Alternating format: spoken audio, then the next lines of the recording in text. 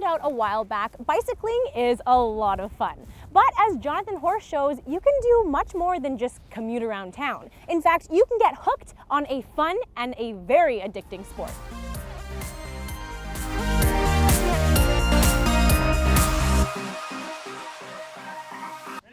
Three, two, one, Polo! And they're off, biking their way to victory.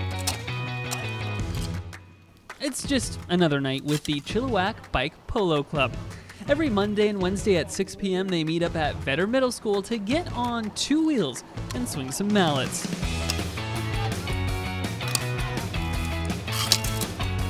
Well, it's a club where people can show up and participate in bicycle polo. Bike polo is a combination of horse polo and bikes. It's kind of like road hockey in the sense it's 3-on-3, played on a hard court, and we try to score goals to win.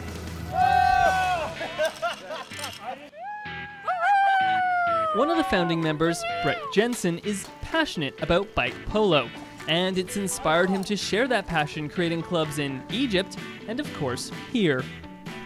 I lived in Victoria, and I would frequent a community bike shop there called Recycleistas. People that worked at the shop, they asked me out one night, and I showed up and was completely overwhelmed, and then the next day I went and made my own polo bike and went to the thrift store, bought some ski poles and made some mallets.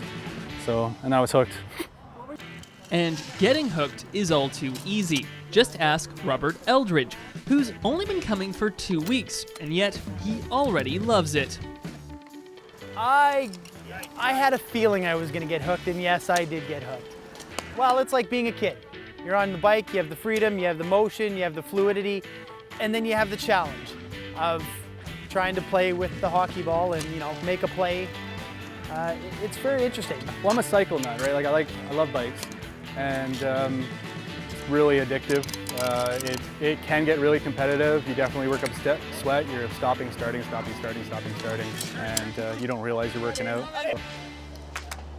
Now, bike polo as a sport dates back to the late 1800s.